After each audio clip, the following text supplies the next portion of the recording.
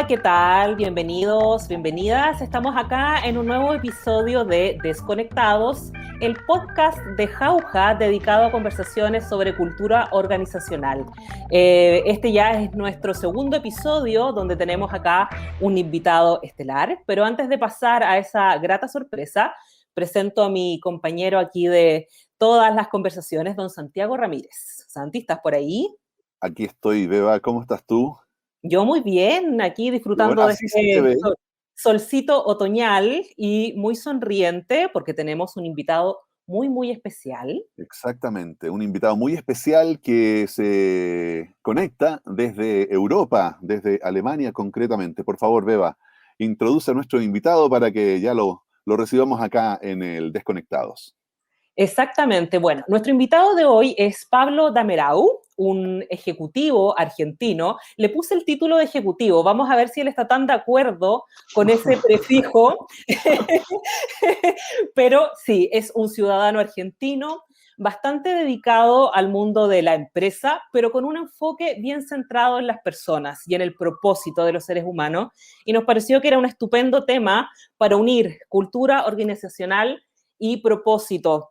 Pablo, querido, primero que todo, muchísimas gracias por conectarte con nosotros y sobre la misma te entrego la palabra para que tengas la posibilidad de autopresentarte, así como una especie de resumen ejecutivo. Resumen ejecutivo. Bueno, muchas gracias por la invitación, Santiago, María Gracias Cecilia. a ti. Eh, a ver, ¿qué decir de mí? En general, soy medio, ya empiezo como, esta persona rara que trajimos acá. No soy muy amante de los títulos, pues en general los títulos siento que tienden a restringir más que a ampliar de alguna manera, Ujú. ¿no? Y bueno, por eso lo de ejecutivo me parece un poco divertido, me río, no sé si me pondría ese nombre, pero a ver, ¿qué contarles muy ejecutivamente de mí? Creo que ante todo soy padre, tengo 3 hijos, estoy casado con Verena hace 17 años y ante todo creo que me considero una persona, un hombre de familia. Creo que incluso mi mayor sueño en la vida es envejecer con mi mujer, estando enamorados y eligiéndonos en este viaje y esta aventura que es la vida. Y un poquito, imagino más de caras a la audiencia respecto de lo que tradicionalmente llamamos mi vida profesional. Trabajé durante más o menos 20 años adentro de las empresas, trabajé en Ujú. grandes corporaciones, trabajé en empresas medianas en Argentina, en Alemania.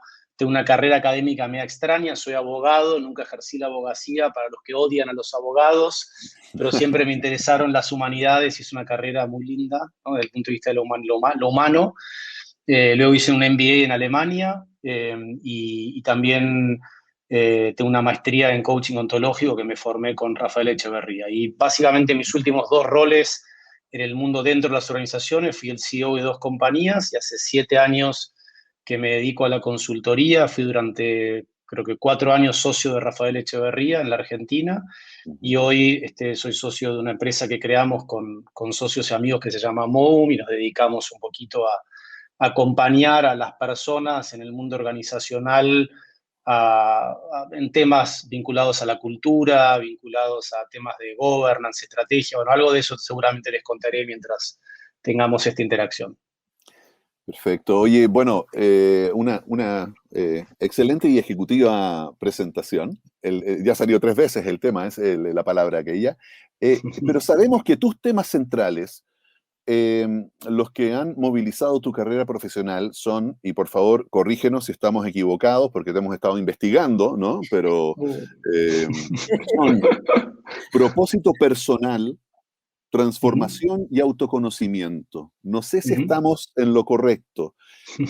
¿Son esos temas que te han movido en tu desarrollo en lo profesional? ¿Es Sí, yo así? creo que creo que aparte mientras vamos cambiando las épocas de vida y las edades, tal vez articulamos distinto lo que nos mueve en la vida, ¿no? No creo que Ujú. si me preguntas hace un año o hace 3 años te lo diría distinto y creo que a cada uno de los que estamos acá y los que estarán escuchando les pasará lo mismo.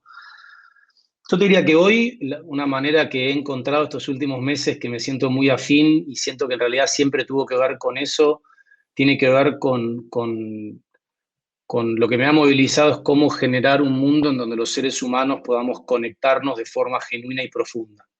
Me parece que eso es algo que me identifico bastante y bueno, obviamente eso genuino y profundo tiene que ver con uno mismo, con el otro, con un propósito individual, organizacional y también tiene que ver hasta con temas bien concretos, no sé, en una empresa de negocio, ¿no? Cuán conectado estoy de forma genuina con ese negocio que lleva adelante esta empresa, qué va a dejar en el mundo. Entonces, la definición de conexiones genuinas y profundas creo que es algo que me resuena y sobre lo cual mucho de lo que hago hoy por hoy está ahí involucrado. De hecho, algo que no comenté y que me parece también lindo para comentar es el año pasado, y esto creo que María Cecilia tampoco lo sabe, a partir de la pandemia nos surgió a un grupo de personas crear una organización que al final terminó siendo una fundación que se llama Human Scale, y que básicamente es una red de CEOs y dueños de compañías en Latinoamérica y Europa que lo que buscan es, a través de la conexión genuina y profunda, transformar la realidad, ¿no? Las estructuras de poder en el mundo organizacional, la gente cada vez empieza a jugar más un personaje y no aparece, sino que aparece un personaje creado.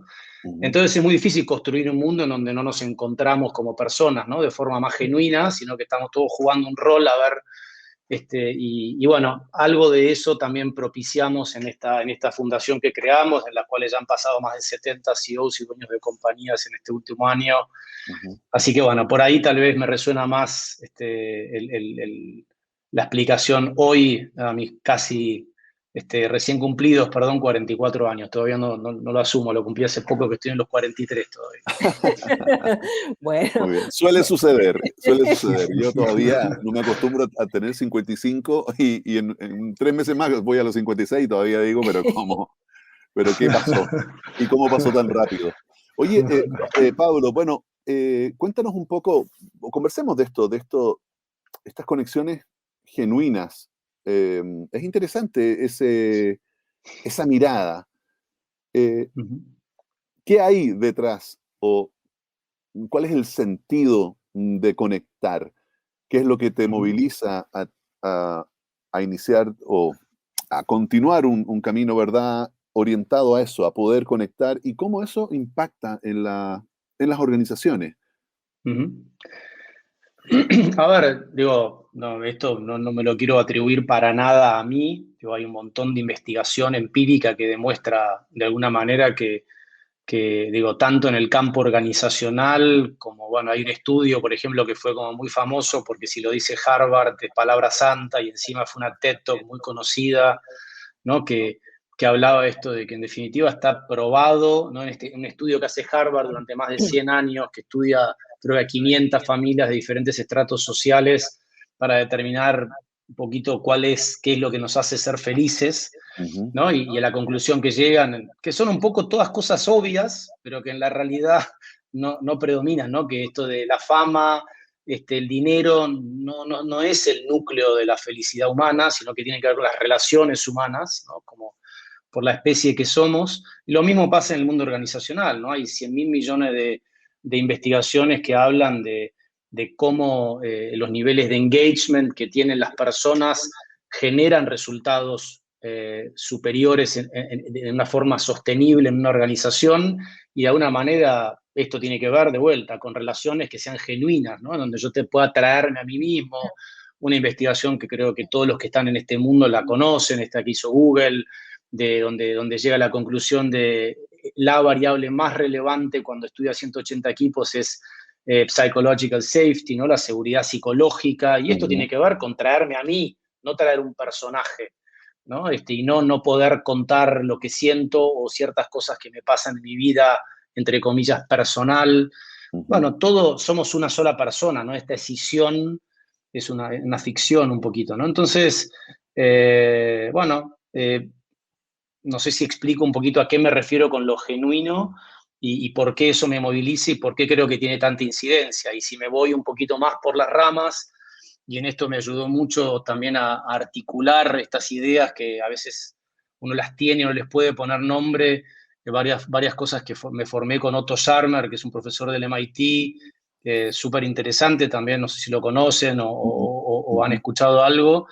que un poco articula, ¿no?, esto cuando tratamos de entender los grandes problemas que tenemos la especie. Creo que el principal es que si seguimos así, desaparecemos todos porque el planeta no aguanta como estamos hoy por hoy, y cuando te tratas de explicar por qué el planeta no aguanta, tiene que ver con cómo consumimos. Y yo creo que en gran parte el ser humano busca llenar un vacío más existencial que no logra, porque no se conecta genuinamente consigo mismo ni con los otros, lo busca llenar en el consumo.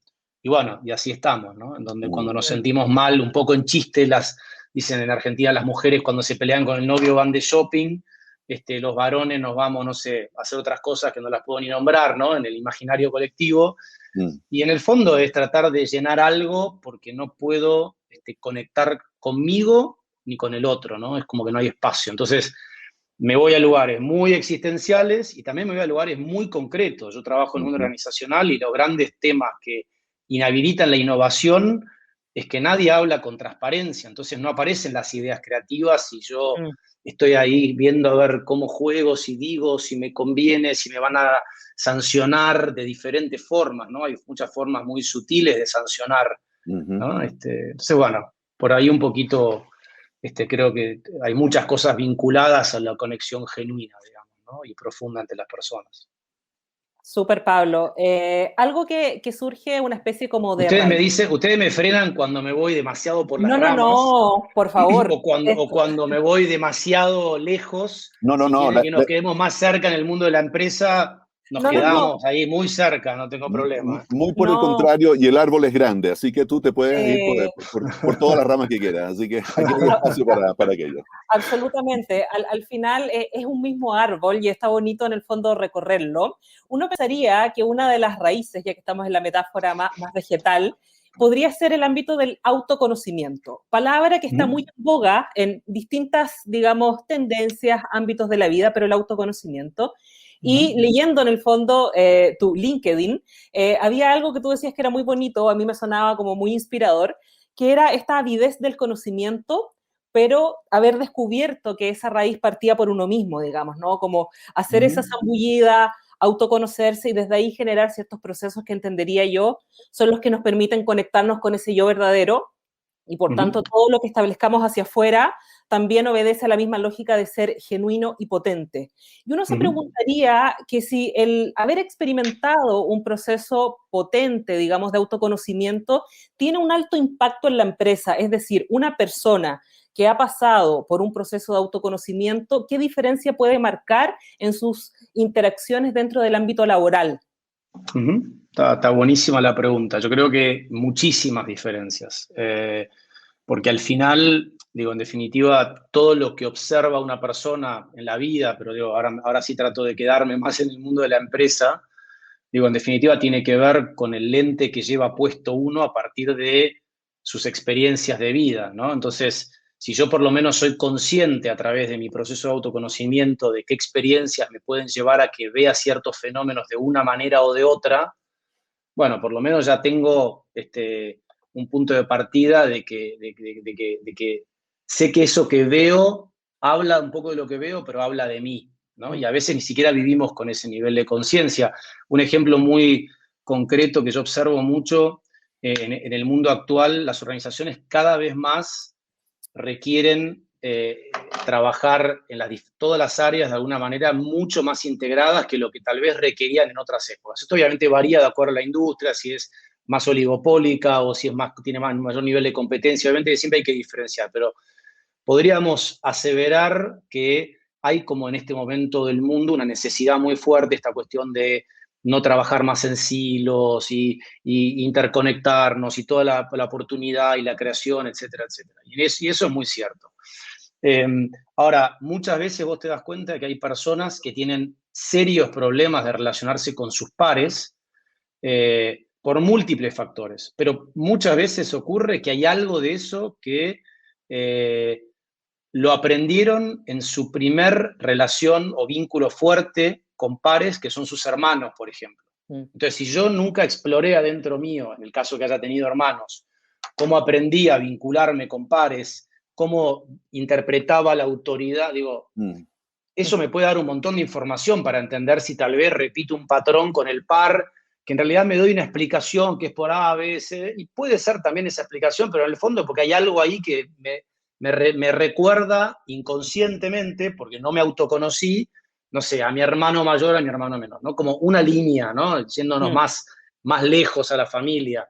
Y en una dimensión que también hoy por hoy es como que todo es, no miremos el pasado, vamos para adelante en el futuro. Y a mí me parece genial ir para adelante y vamos para adelante.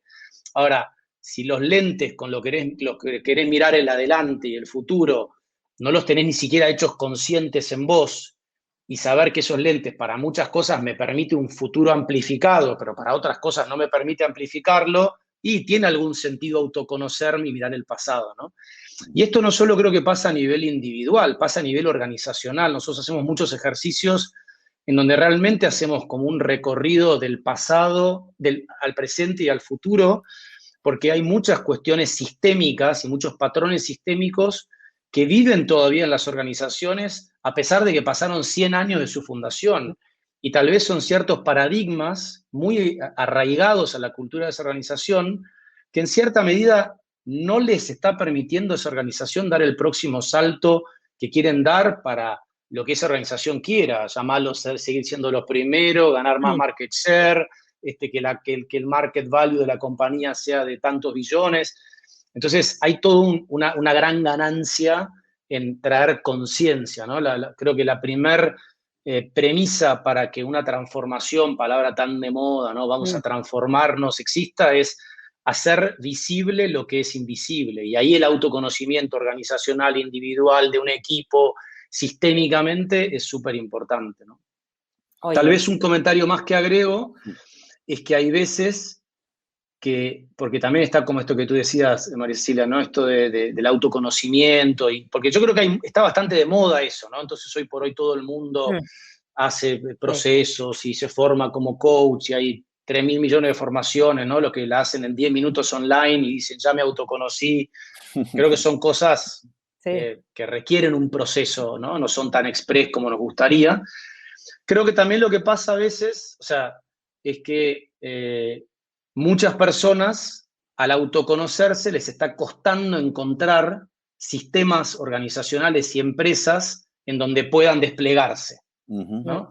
Porque yo creo que el autoconocimiento de cualquier persona en cualquier lugar del mundo lo hace ser más libre, lo hace ser más potente. Ahora, también es cierto que hay los seres humanos, nuestro comportamiento está muy acotado por los sistemas en los cuales estamos inmersos. Entonces, si estoy en un sistema organizacional que para el corto plazo puede ser bien top-down, más bien, ¿viste? Como dicen que a veces las dictaduras son más eficientes que las democracias, al menos en el corto plazo.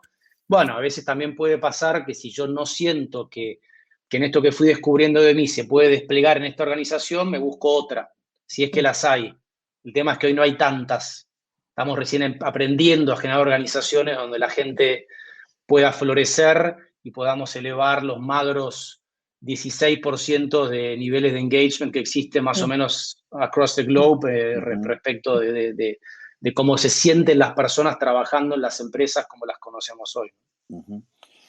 Y es posible, a ver, es posible que esa empresa que, por ejemplo, ha tenido una cultura que ha estado más bien, ¿cierto?, top-down, como dices tú, y con esta mirada más de dictadura en su desarrollo, de un día para otro, o diga, bueno, tenemos que transformarnos y tenemos que reinventarnos. A ver, sé que probablemente la respuesta va a ser sí, es posible. Ahora, genuinamente, como decías tú, ¿se podrán crear conexiones genuinas en un entorno que ya viene con una cultura, ¿cierto? Digamos, dictatorial, como decimos en Chile, de patrón de fondo, ¿no? Y de pronto que me digan, yo que trabajo adentro, no, ahora queremos que despliegues tus potencialidades, queremos que te abras, queremos que realmente florezcas dentro de la organización. ¿Cómo lo ves tú? No, ¿Qué a pasa ver, creo que hay dos líneas en lo que escucho de tu pregunta, digamos. Una es la pregunta de si las organizaciones se pueden transformar y en el corto plazo. Como dices tú, la respuesta obvia podría ser sí, la creo. Creo que es recontra complejo, ¿no? Y lleva tiempo. no son procesos para nada cortos, ¿no? Yo creo que hoy por hoy tenemos como una necesidad de la inmediatez y una creencia de que es posible, porque sí es cierto que el ser humano ha logrado acelerar un montón de procesos, pero siento que hay otros que no son tan simples. Y de hecho, por eso muchas organizaciones son tan inteligentes que cuando quieren crear lo nuevo, hacen un spin-off de la organización y van creando una organización en paralela que nace de cero, digamos. Y a veces ese puede ser un camino inteligente, ¿no? De recorrer. Entonces digo, creo que se puede, pero es bien complejo, porque a su vez también una empresa es parte de un sistema mucho más grande. No sé, si yo soy una empresa pública y quiero hacer una transformación, pero el mercado de valores en la bolsa, en el Dow Jones, me mide por trimestre, y es muy difícil, porque cada trimestre, si no cumplo, me van a venir a sancionar como te sanciona el mercado. Entonces, cada caso es un mundo. La respuesta es sí, es complejo, y es mucho más allá de solo los condicionantes del sistema que se quiere transformar, porque ese sistema es parte de muchos sistemas mucho más grandes, digamos, ¿no? Entonces ahí siempre me parece interesante traer la perspectiva de que para la historia de la humanidad, no sé, 10 años es nada, es como cuando estás contando antes de Año Nuevo, 10, 9, 8 para celebrar el nuevo año. Tal vez eso representan 10 años en el proceso evolutivo. Seguramente algún empresario dirá, bueno, pero no tengo 10 años, porque en el medio me fundo, me gana la competencia. Bueno, y ahí entramos en todo lo complejo que es el tema. Eso entonces, un poco yendo a una dimensión de tu pregunta, creo que tenía que ver más como si las organizaciones se pueden transformar o no. Sí, son procesos complejos y que ante todo requieren una gran valentía de primero el accionista y después obviamente los principales líderes de la organización. Hay algunos ejemplos de grandes compañías que están haciendo transformaciones muy grandes. Hay un ejemplo que tiene un modelo organizacional que a mí me apasiona, de una compañía china que se llama Haier, que acaba de comprar la división de Home Appliances de GE, compañía tradicional si las hay, y está yendo como un modelo digamos, no de holocracia, pero un modelo de mucha autonomía en unidades de negocios más pequeñas, que le dan mucho más agilidad y mucho más empowerment real, no en el discurso, ¿no? Porque hay mucho de, sí, empowerment, pero empowerment nada, digamos, ¿no? Entonces, hay casos, estamos aprendiendo y bueno, y en eso estamos, y eso es lo divertido, creo que también de vivir y de probar cosas, ¿no? Donde obviamente hay un montón de errores. Entonces, eso era un poco como con la línea más de lo organizacional. Y después tú me dices, pero Pablo, en las que son muy top-down, yo usé la metáfora de la dictadura, no creo que ninguna empresa sea una dictadura, más a los gobiernos, digo, ¿no? Viste que una vez se dice, mirá los chinos cómo con el COVID se organizaron en 2 minutos porque no le preguntaron nada a nadie, le dijeron, tenés que hacer así, y en Alemania llegas a hacer eso y te prenden fuego todo, digamos, ¿no? Entonces, pero no tengo, por suerte, relación con empresas que tengan una lógica dictatorial, sí, como tú dices, más top-down, ¿no? De mucho más verticalismo. Y yo creo que ahí es más difícil, porque hay una emoción muy predominante que es el miedo. Entonces, yo siento miedo, va a ser más difícil que aparezca, ¿no? Ahora, el ser humano igual siempre se busca resquicios para construir igualmente conexiones genuinas y profundas, porque yo creo que también hay una pregunta súper interesante para que nos hagamos todos es, ¿cuál es mi definición de genuina y profunda? No hay una, ¿no? Y no todos la tenemos que vivir del mismo modo. Yo puedo tener una conexión súper genuina y profunda con alguien sin hablar mucho, ¿no? Entonces, pero digo, yo creo que siempre logramos algo de eso. Ahora, creo que a veces lo logramos demasiado poco. Genial, estupendo.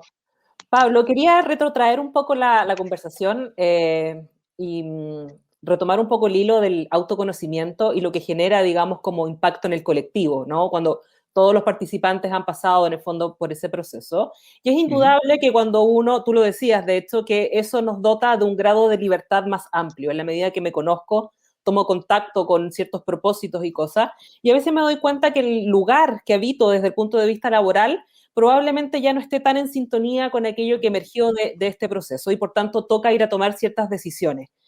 Y la contraparte, entre comillas, y a lo mejor esto es una caricatura, visto desde el empleador, de los accionistas, de los que ocupan espacios de liderazgo, ¿qué tan proclives estarían a promover espacios de autoconocimiento si cuando, entre comillas, ese autoconocimiento me podría detonar en la cara con hallazgos que yo no soy esa empresa tan atractiva que promueve, por ejemplo, espacios de libertad, de creatividad, etcétera, etcétera, y podría sufrir una especie de fuga de talento? ¿Lo has visto en tu experiencia? Yo sé que tú tienes mucha experiencia en América Latina, en Europa. ¿Cómo coexisten, digamos, estas voluntades? Mira, yo creo que, a ver, yo creo que hay personas que ese miedo lo pueden tener de que eso ocurra. Yo no he visto, o sea, en las experiencias que yo he hecho, no he visto así como un éxodo, decir, uy, esta persona, entonces, no lo he visto. Siempre hay casos que ocurre, y aparte siempre es algo que cuando yo cuando en los trabajos que hago es algo que sí, casi como que le digo, mira, si vamos a hacer este viaje, y de vuelta, creo que también me gustaría como darle un poquito un doble clic al autoconocimiento, ¿no? Porque tal vez en el inconsciente colectivo el autoconocimiento tiene que ver con solamente con, no sé, revisar mi infancia, no sé, papá y mamá, y seguramente que ahí hay una base muy relevante que sugeriría que todos a algún momento la revisemos y nos preguntemos, etcétera, etcétera. Pero a veces tiene que ver también con el autoconocimiento de ese equipo ejecutivo que está trabajando, ¿no? O sea, de que puedan conversar sobre ciertas cosas que no conversan. Entonces hay como muchas formas de abordar el autoconocimiento. Ahora, en la dimensión que entiendo que tú me preguntas, María Cecilia, de una persona hace como todo un recorrido muy profundo y se da cuenta que este no es el lugar, puede pasar. Yo no he visto éxodos así masivos. Y yo soy muy malo acordándome las citas, quién las dijo, pero estoy seguro que esta la dijo alguien de esos que a veces uno pone en el PowerPoint. No sé, la única que siempre me acuerdo es, si quieres ir más rápido, ve solo; si quieres llegar más lejos, ve con otros. Y siempre está discutido si es un proverbio chino o un proverbio en África, nunca lo recuerdo. Pero hay otra que dice, que no me acuerdo ahora la cita, quién la dijo, y lo voy a decir seguro menos poética de cómo es, que es esto de, digo, si yo quiero generar una organización innovadora, audaz, pujante, que realmente en un contexto de negocio muy desafiante, muy disruptivo como el actual, y mejor tratar de invertir en que tengas la gente más libre y autoconsciente posible, porque si no, no vas a lograr eso. Y de vuelta ahí me vuelvo a las industrias, porque yo trabajo en una industria monopólica y tal vez desde el punto de vista, al menos de la necesidad de mercado, no tengo tanta necesidad, porque igual los clientes van a venir a mí, ¿no? Entonces yo creo que ahí los líderes que realmente con convicción hacen algo así, saben que ellos tienen que trabajarse en primera medida. El que lo hace como un checkmark, y que a veces pasa en recursos humanos, que tiene, viste, iniciativas. Tengo que hacer iniciativas de desarrollo, programas de coaching o de autoconocimiento, y es como una gota en el océano. Y yo les diría, no lo hagan, porque a veces hasta puede generar en las personas una expectativa que después se ve insatisfecha, y o se van o se quedan mucho más frustradas de que si no hubieran hecho ese proceso de autoconocimiento. Genial. Fíjate que en nuestro primer programa que emitimos la semana pasada, estuvimos conversando con Mónica Retamali y habló de innovación. Y tú justamente mencionaste el tema de la innovación, y creo que das en un punto muy interesante, y has usado varias veces la palabra miedo. ¿Es el miedo una emoción, un gatillador de mantenernos donde estamos, de no atrevernos? ¿Y cómo está ese miedo, o cómo has percibido tú en tu experiencia que ese miedo está presente, y cómo se expresa dentro de las organizaciones y particularmente dentro de los líderes? Sí, sí, el miedo está súper presente. Y de hecho creo bueno, a ver, si uno, yo no me considero para nada ni de cerca un académico, pero si uno un poco estudia de las épocas de Taylor y Y qué sé yo, digo, gran parte de la productividad que se generaba en el mundo de las organizaciones se generaba a partir del miedo, y eso sigue estando todavía muy presente, porque, insisto, evolutivamente no cambiamos tan rápidos como especie, ¿no? Tal vez nos desearíamos ser otra especie, pero somos esta.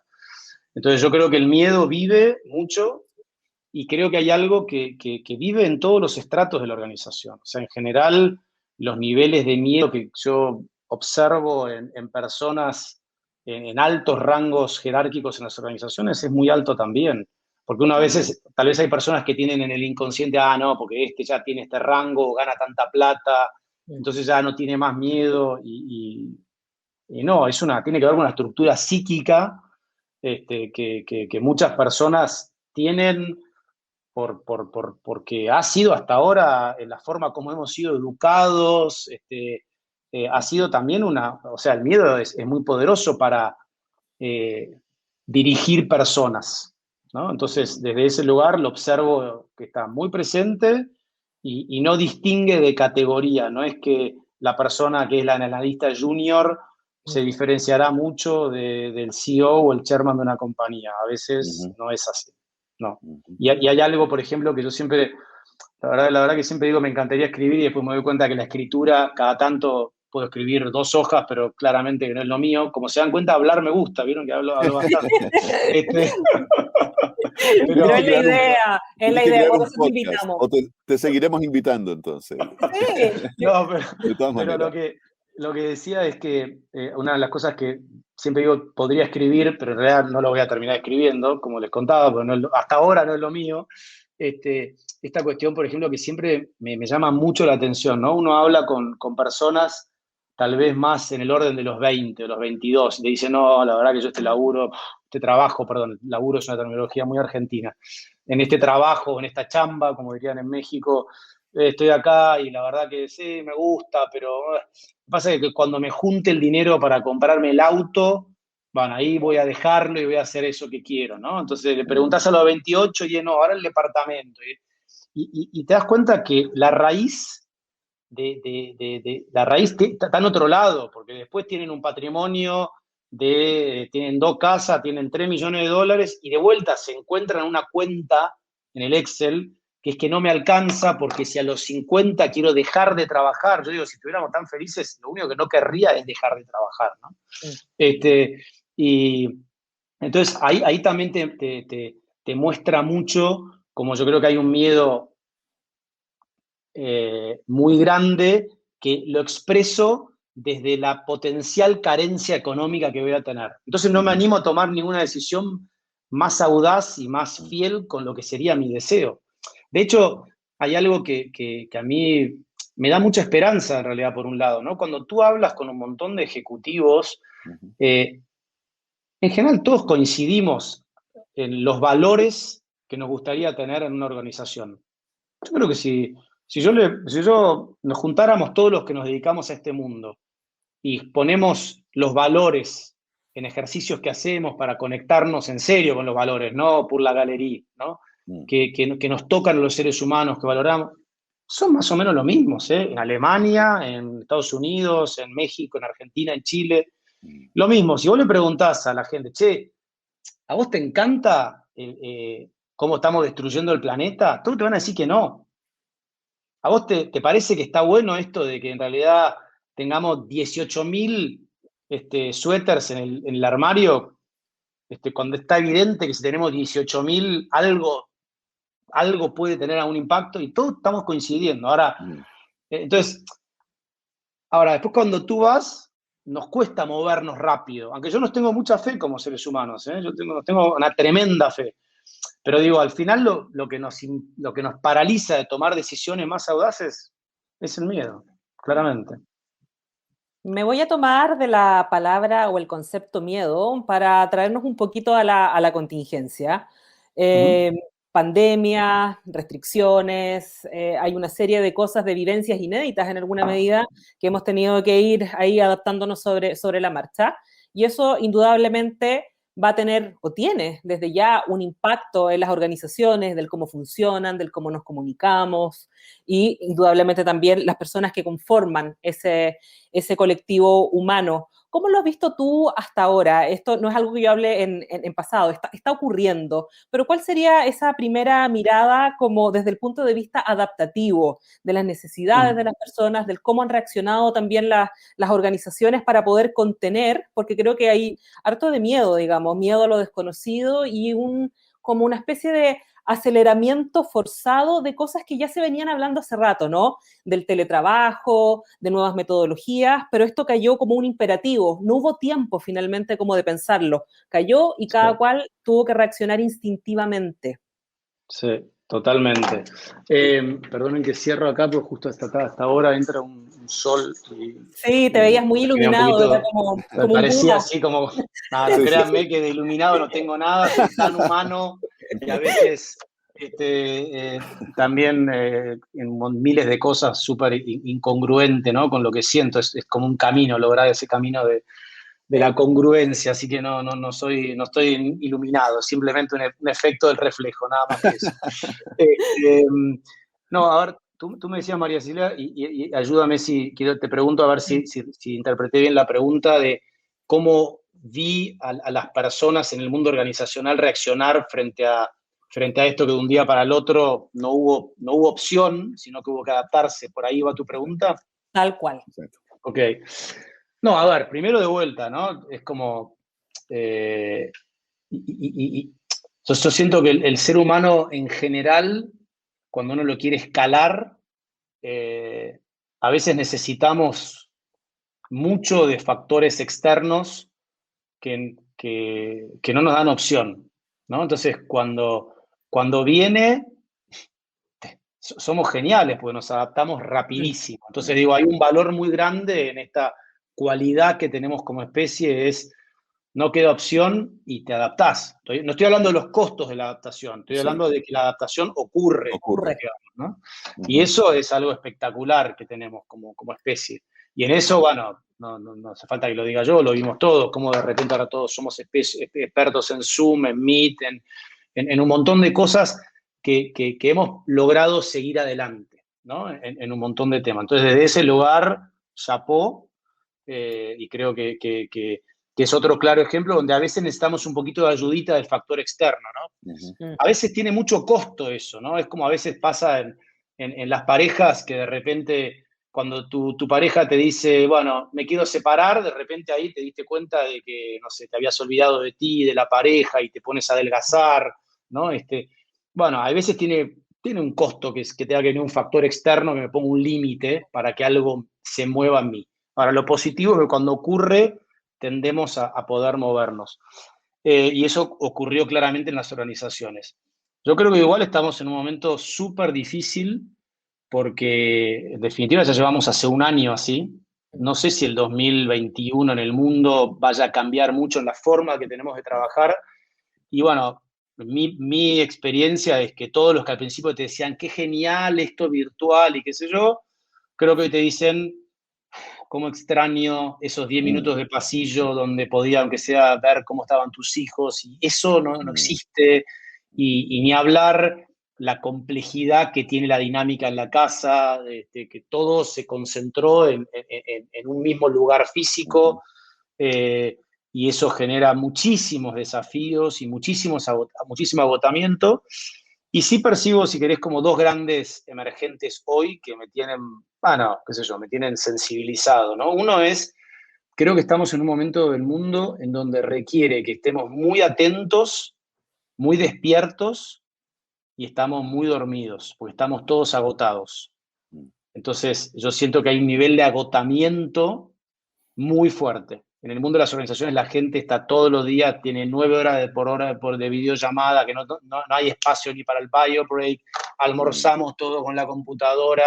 Entonces hay algo de la claridad que también produce innovación, no la veo. En este momento capacidad reflexiva baja. Y la otra cosa que también observo, que también es muy propia creo que nuestra, es que como ya pasó un año, ya perdimos sensibilidad con lo que esto sigue generando en cada individuo. Yo veo todavía hasta como que ya no vale mucho decir, no sabes cómo estoy, no sé cómo hacer, tengo que conectar a mi hijo al colegio online y a su vez me estás pidiendo que cumpla con los mismos deadlines que tenía que cumplir antes. Como que ya no hay lugar para eso, es como que ya es una historia que aburre. Entonces la gente lo deja de mencionar, pero no cambió nada, las casas siguen siendo... Un hervidero. De vuelta, todos lo viven distinto, pero está intensa la cosa, ¿no? Y no hay espacio, creo que en este momento, para decir eso. Es como que ya es una historia vieja, pero en concreto, por más que cada uno se pudo haber organizado mejor, y cuando tienes un niño de 5 años y lo quieres conectar al colegio por videollamada, que no sé qué harán por videollamada a los 5 años, no lo sé, porque te durará 5 minutos en la videollamada, y bueno, tiene algún desafío el padre o la madre que se tiene que ocupar de eso, ¿no? Entonces, bueno, yo siento que ahí hay esos dos fenómenos. Bien. Oye, hay una anécdota que me contó Beba, en realidad la esbozó, sobre la forma en que se creó Novum, o la manera en que se resolvió el tema de la constitución de la sociedad. Me parece que por ahí iba, ¿cierto, Beba? Era eso, ¿no? Exactamente. Hay un hito fundacional ahí que no pude, lo siento, Pablo, fui indiscreta. Dije, es que no podemos no preguntarle por ese hito, ya que estamos hablando en el global de cultura y de personas que constituyen una cultura, y te queríamos invitar, te estamos como forzando, invitar, a que nos cuentes en el fondo. Este es el famoso, es voluntario igual. Exacto, es voluntario. Si quiere, claro, exacto. Que nos cuentes un poco de ese hito fundacional de Novum. Sí, no, yo creo que es más que anecdótico, por eso que nos interesa que lo cuentes, porque nos llamó la atención, pero igual estuvimos dando algunas vueltas respecto del impacto o de cómo tiene que ver con cultura, que es nuestro tema tan preciado. Sí. A ver, digo, el dato objetivo es que en Novum somos 6 socios, en ese momento éramos 5.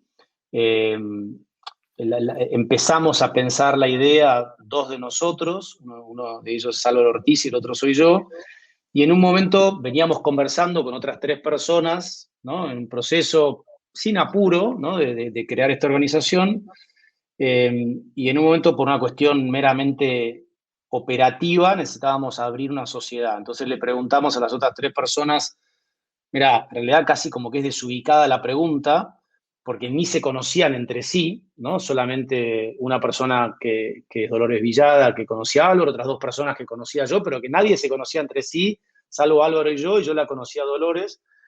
Dijimos, como una pregunta media como rara, hasta rara de haberla hecho incluso, porque normalmente uno lo deberíamos haber resolvido Álvaro y yo, abrimos la sociedad, por una cuestión operativa lo teníamos que hacer, y ya. Y entonces dijimos, che, vamos a abrirla, ¿quieren sumarse? Bueno, la historia, para hacerla corta, es que nos encontramos en una escribanía 5 personas, de las cuales no se conocían entre sí, como les cuento.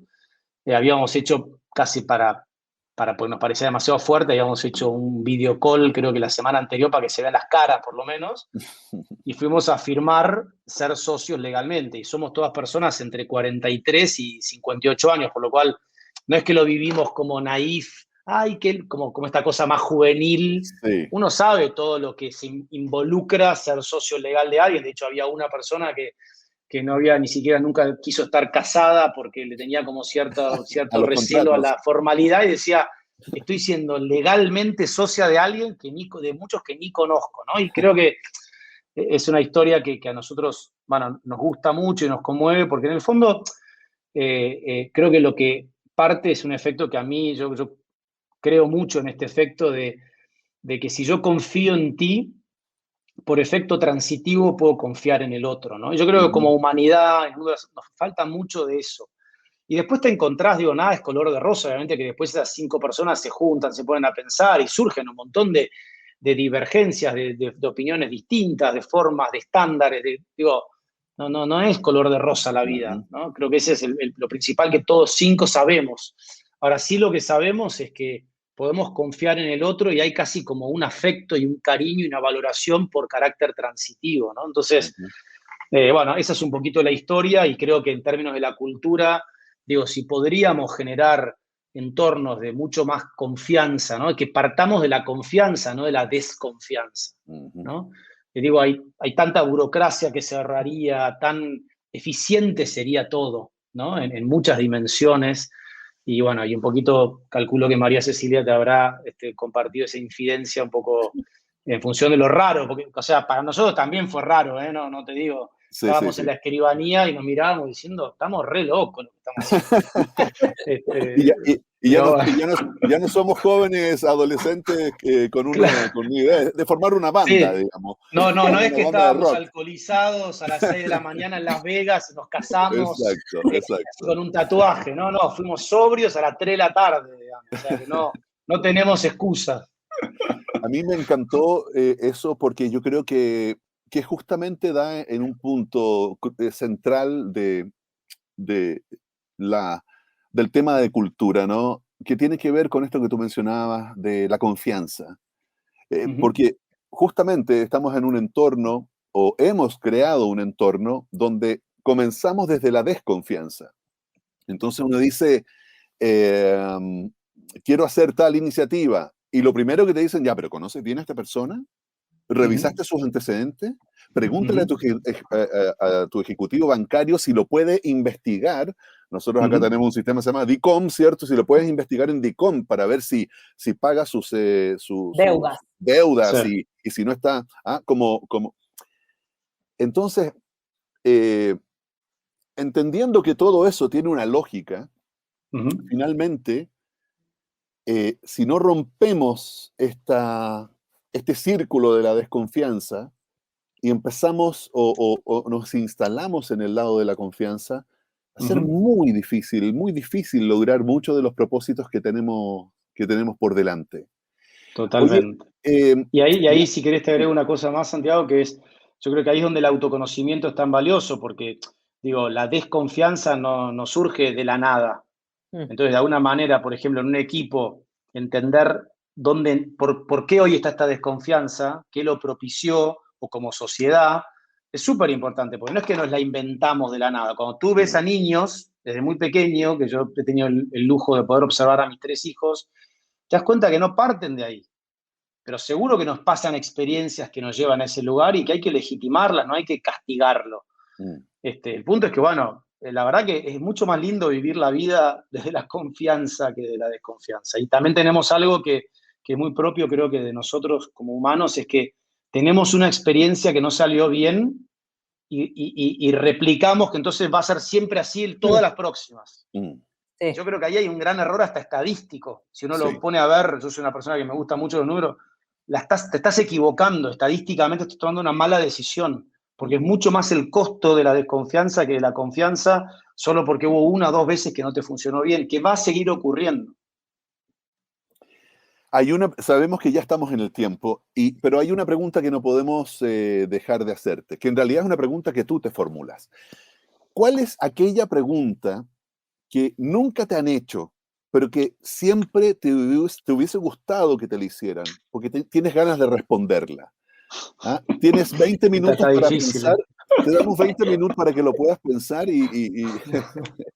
¿Cuál es esa pregunta, no? O ese tópico que tú dices que Claro. le has dado vueltas y que te gustaría Claro, tocarlo, explayarte. Es como que nadie tienes me ha ganas de preguntado decirte, por esto. Mira, te lo voy a, ya que hablábamos un poco de esto de si somos niños o no en las preguntas, tal vez hay una pregunta y que probablemente es un tema que actualmente, creo que siempre, pero actualmente me tiene muy ahí atento y que también por eso busqué leer un libro que se llama Humankind, que es un libro que escribe un escritor holandés muy joven, de 32 años, entonces la pregunta sería, así bien desde un niño naif, digo, ¿el hombre es bueno? ¿No? Y la respuesta es que yo estoy convencido que sí, que somos una especie que esencialmente somos buenos, que esencialmente el otro nos importa, que esencialmente nos conmovemos con lo que le pasa al otro, también con lo que le pasa a la naturaleza, ¿no? Y en el fondo me encantaría, primero en mí, ¿no? Primero siempre empiezo por mí, es como seguir abonando ese camino de ampliar el corazón, ¿no? Parece un poquito cursi quizá, pero es como de seguir ampliando el corazón y ampliar la capacidad de conectarnos con eso tan bello que sentimos, ¿no? O sea, cuando sentimos confianza hacia el otro, los que mejor la pasamos somos nosotros, que lo sentimos, digamos, ¿no? Más allá de todo lo que amplifica y genera con el otro, con los otros, ¿no? Entonces, para mí la respuesta es, si nos creyéramos más que somos buenos, probablemente cumpliríamos esa profecía de tener un mundo en ciertas dimensiones, no porque todo sea malo hoy por hoy, tampoco creo eso, bueno, en donde la pasaríamos bastante mejor de lo que estamos pasando. Bien, pues. Estupendo, ¿Salí Pablo. más o menos airoso? ¿Salí airoso con la pregunta? Totalmente, O sea, totalmente. tremendamente airoso y creo que es una buena síntesis de esta conversación en el sentido que lograste llevar un espacio de sensibilidad donde a veces la empresa, el mundo corporativo es un poco reticente a torcer, digamos, ese arquetipo más como hombres y mujeres de negocios que se mueven bajo ciertos parámetros y la sensibilidad a veces le hacemos un poco el quite, desde el lenguaje al menos, ¿no? No queremos parecer cándidos, no queremos parecer personas tan blandas y aquí hay una clave de desarrollo que es indesmentible, como dices tú. Creo que ya evidencia hay de sobra, pero nunca está de más revisarla desde la experiencia y el prisma de alguien como tú, Pablo, que ha tenido ya como decimos en Chile, harto circo, digamos, y desde ambos lados, si se quiere, ¿no? Desde dentro de la organización y después ya desde fuera acompañando estos procesos de transformación, muy de la mano de esta conexión profunda y del autoconocimiento. Te queremos dar infinitas gracias por tu tiempo. Sabemos que estás ahí pillado de agenda, lo cual se vuelve aún más valioso el que hayas destinado esta mañana para estar aquí en Desconectados, las conversaciones de Jauja sobre cultura organizacional y esta vez unida al propósito. Un abrazo grande, Pablo. Bueno, muchas gracias a ustedes por el tiempo y bueno, estamos ahí al habla. Cuídense. Vale. Tengan un Que bonito tengan una día. gran jornada. Gracias por todo y hasta la próxima. Hasta la próxima. Cuídense. Hasta luego.